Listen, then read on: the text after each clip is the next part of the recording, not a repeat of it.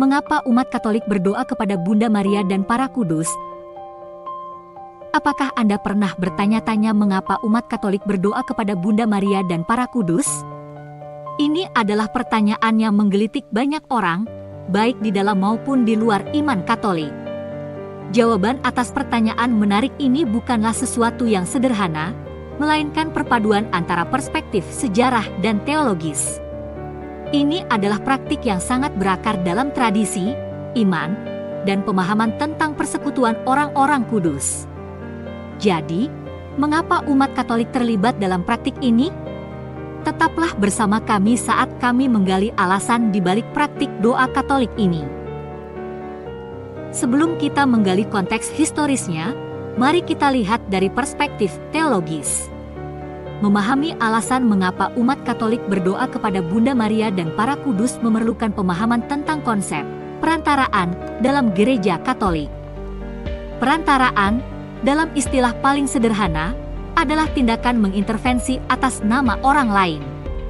Dalam iman Katolik, perantaraan mengambil dimensi spiritual. Ini bukan hanya tentang mengintervensi dalam urusan duniawi. Ini tentang menjangkau yang ilahi atas nama orang lain.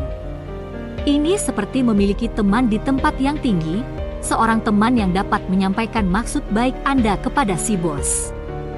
Lalu, siapa orang yang paling tepat bagi Anda untuk meneruskan maksud Anda kepada Tuhan selain mereka yang paling dekat dengan Tuhan? Disinilah peran Bunda Maria dan para kudus. Mereka adalah individu yang karena kehidupan rohani mereka yang luar biasa, dekat dengan Tuhan di surga. Umat Katolik percaya bahwa mereka dapat meminta kepada Bunda Maria dan para kudus untuk menjadi perantara bagi mereka, untuk berdoa kepada Tuhan atas nama mereka. Ini bukan tentang penyembahan kepada Bunda Maria atau para kudus, melainkan tentang meminta bantuan mereka, doa mereka. Tapi apakah Alkitab mendukung praktik ini? Nah, mari kita beralih ke kitab Wahyu, bab 5, ayat 8. Di sini kita menemukan 24 tua-tua yang sering ditafsirkan sebagai para kudus, meneruskan doa-doa orang beriman kepada Tuhan. Ini adalah contoh jelas dari perantaraan. Dalam sebuah ayat lain di Injil Lukas, bab 1, ayat 48, Bunda Maria sendiri mengatakan bahwa semua generasi akan menyebutnya yang diberkati.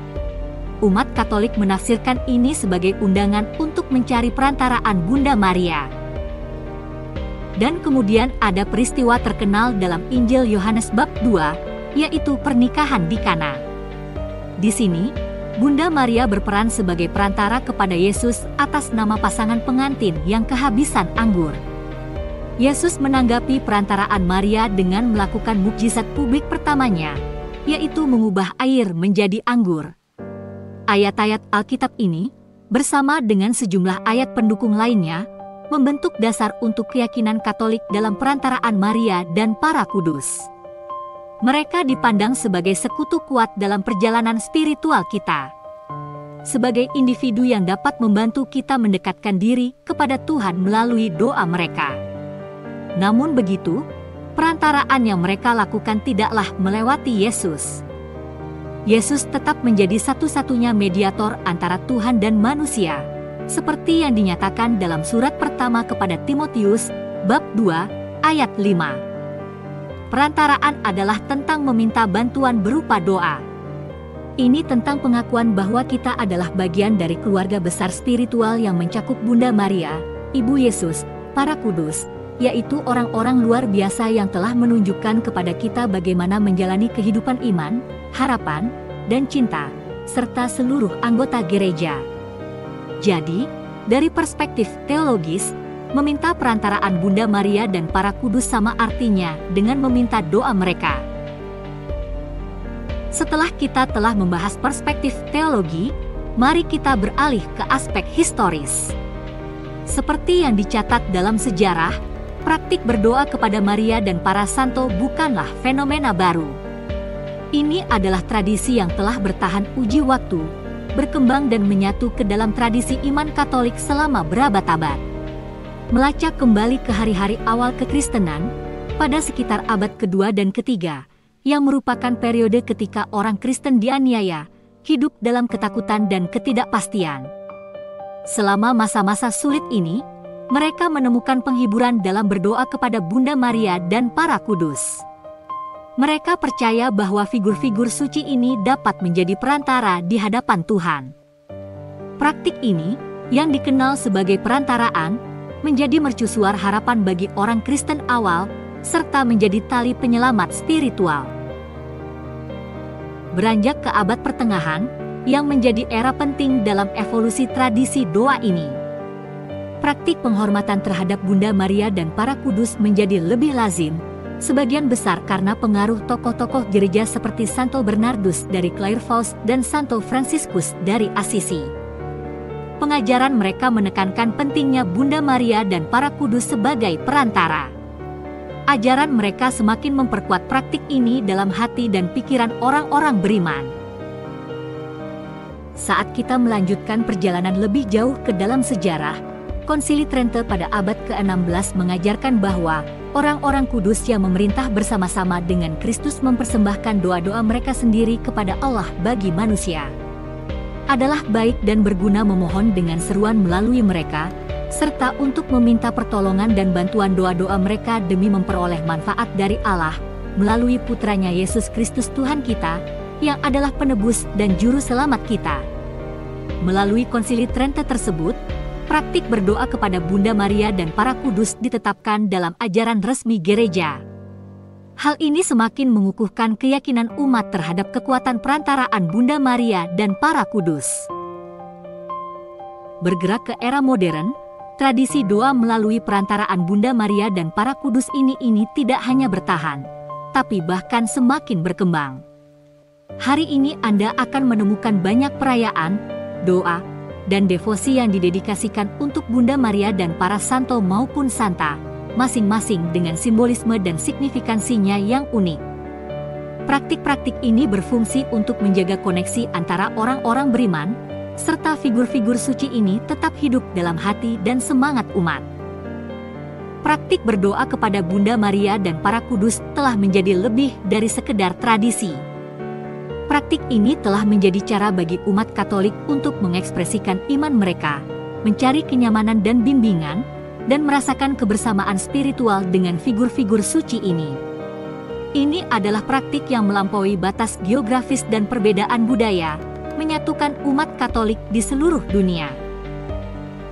Selain itu, penting untuk dicatat bahwa dengan praktik ini bukan berarti umat Katolik menyembah Bunda Maria atau para kudus, tapi lebih memberikan penghormatan kepada mereka, memohon perantaraan mereka, dan berusaha meniru kebajikan mereka. Ini tentang pengakuan umat terhadap peran Bunda Maria dan para kudus sebagai teman atau keluarga yang membantu perjalanan spiritual kita, serta membimbing kita menuju hubungan yang lebih dekat dengan Tuhan. Jadi, Anda dapat melihat bahwa tradisi berdoa kepada Bunda Maria dan para kudus ini sangat berakar dalam sejarah gereja. Ini adalah praktik yang telah berkembang, beradaptasi, dan bertahan selama berabad-abad, dibentuk oleh peristiwa dan tokoh-tokoh kunci. Praktik ini telah menjadi bagian integral dari iman Katolik, sebuah bukti kekuatan abadi doa dan perantaraan. Secara historis, berdoa kepada Bunda Maria dan para kudus telah menjadi cara bagi umat Katolik untuk merasa lebih terhubung dengan iman dan komunitas mereka.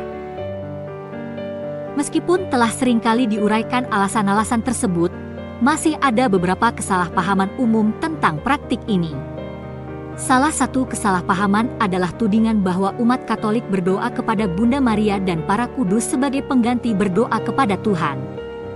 Tentu saja hal itu tidak benar. Ketika umat Katolik berdoa kepada Bunda Maria atau para kudus, mereka tidak mengesampingkan Tuhan. Sebaliknya, mereka meminta Bunda Maria dan para kudus untuk berinteraksi dengan Tuhan atas nama mereka, dan berdoa kepada Tuhan bagi mereka.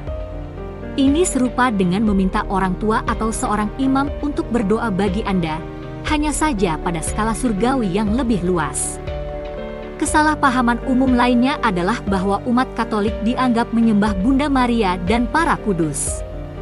Tuduhan ini jauh dari kebenaran. Penyembahan dalam iman Katolik adalah hanya ditujukan kepada Tuhan saja. Katolik menghormati Bunda Maria dan para kudus, mereka menghormatinya, tetapi mereka tidak menyembah mereka. Penghormatan tidak sama dengan penyembahan. Ini adalah perbedaan yang sering disalahpahami. Penghormatan terhadap Bunda Maria dan para kudus adalah cara mengakui tempat khusus mereka dalam iman Katolik dan peran mereka yang berkelanjutan dalam kehidupan spiritual gereja. Ini adalah pengakuan akan kekudusan mereka, kedekatan mereka dengan Tuhan, dan kemampuan mereka untuk menjadi perantara atas nama kita. Ini bukanlah penyembahan. Penyembahan adalah hanya untuk Tuhan saja. Juga penting untuk dipahami bahwa meskipun Bunda Maria dan para kudus memiliki tempat khusus dalam iman Katolik, Tuhan tetap menjadi fokus utama penyembahan. Tindakan penyembahan Katolik yang paling sentral sepenuhnya terpusat pada Tuhan. Ini dipraktikkan pada saat misa, pada saat perayaan Ekaristi. Saat anugerah Tuhan yang luar biasa mengalir dari perayaan misteri suci ini. Ekaristi adalah perayaan cinta dan kasih sayang Tuhan, bukan perayaan Bunda Maria dan para kudus. Jadi, ketika umat Katolik berdoa kepada Bunda Maria dan para kudus, mereka tidak mengesampingkan Tuhan.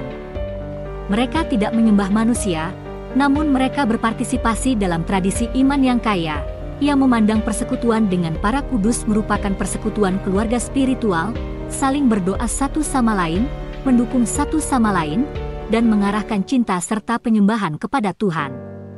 Memahami kesalahpahaman ini akan dapat membantu kita menghargai kedalaman dan kompleksitas iman Katolik. Mari kita rangkum apa yang telah kita pelajari hari ini. Kita telah menyelami perspektif teologis, memahami alasan umat Katolik yang sering berdoa kepada Bunda Maria dan para kudus. Praktik ini bukanlah praktik penyembahan, tetapi tentang permohonan perantaraan yang sangat mirip dengan meminta seorang teman untuk berdoa bagi kita. Ini adalah praktik yang sangat berakar dalam kepercayaan akan persekutuan para kudus, di mana kita semua, baik di surga maupun di bumi, bersatu dalam Kristus. Kita juga telah menjelajahi perspektif historis dari praktik ini. Kita belajar bahwa sejak awal kekristenan, umat Katolik dalam tradisi doanya telah biasa memohon perantaraan Bunda Maria dan para kudus. Ini adalah tradisi yang telah diturunkan dari generasi ke generasi, menjadi bagian integral dari kekayaan iman Gereja Katolik. Kemudian kita juga telah menjawab beberapa kesalahpahaman umum, yaitu tudingan bahwa umat Katolik menyembah Bunda Maria dan para kudus, di mana perbedaan antara penghormatan dan penyembahan sangat krusial. Gereja Katolik menghormati Bunda Maria dan para kudus, menghargai mereka atas kebajikan dan kekudusan mereka, tetapi penyembahan adalah hanya untuk Tuhan saja. Jadi dari sudut pandang teologis dan historis kita telah menjawab sejumlah kesalahpahaman terhadap tradisi Gereja Katolik. Hari ini kita telah belajar cukup banyak. Intinya, ini bukanlah tentang penyembahan atau pengkultusan individu, melainkan tentang komunitas orang beriman yang mencari perantaraan, serta bersatu dalam iman dan cinta di dalam keluarga besar Gereja Katolik. Terima kasih telah menyaksikan video ini.